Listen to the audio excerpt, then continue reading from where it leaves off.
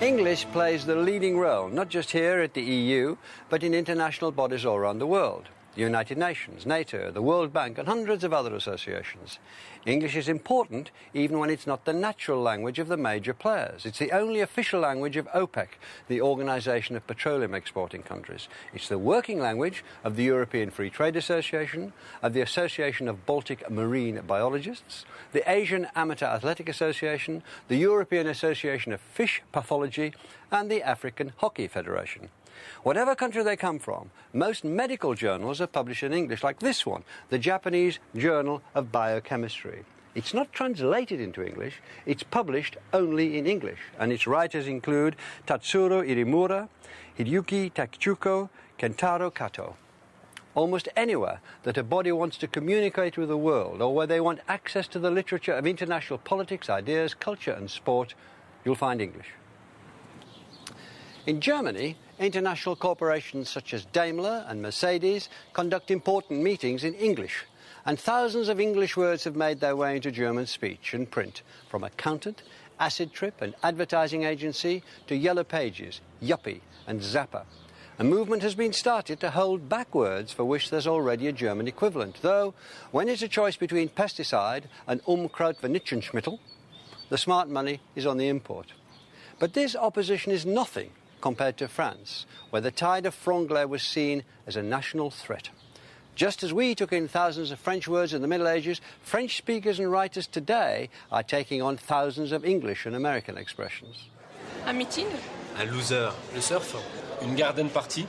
Le basketball. Mobile. Le downloader. Le football. Le score. Un soft drink. Cheeseburger. Un cocktail. Un jumbo jet.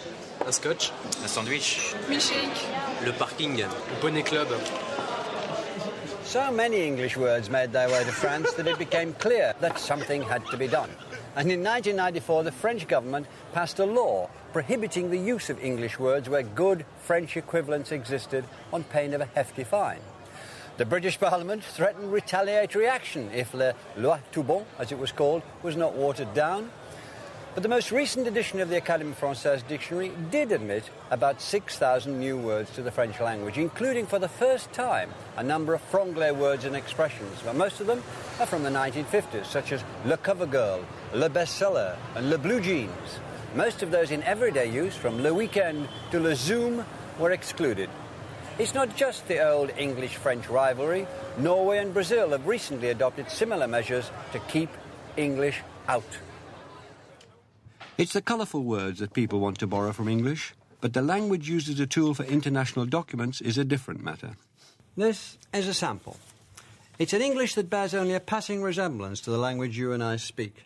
According to Article 7 of Directive 96/92/EC, Member States must designate a system operator to be responsible for operating, ensuring the maintenance of, and if necessary, developing the transmission system in a given area and its interconnection with other systems, etc. Mind you, there are places in England where they write like this.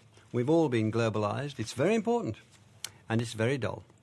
It's this official sort of language that's being promoted around the world by government bodies, multinational corporations and international associations. It's stripped out turns of speech and colourful idioms, deliberately so, because this is language designed to be easily understood internationally, and local terms could be confusing. This sort of globalisation, I think, could become a cemetery for English. Is anyone ever going to write a poem in this sort of language, or use it when they fall in love, or when they have a real row, or express any of the personal feelings they have? But thankfully, as English spreads around the globe, alongside its official use, it has developed rich vernacular varieties. Nobody told me this, man. If you want, I take the whole shout out and eat the whole thing.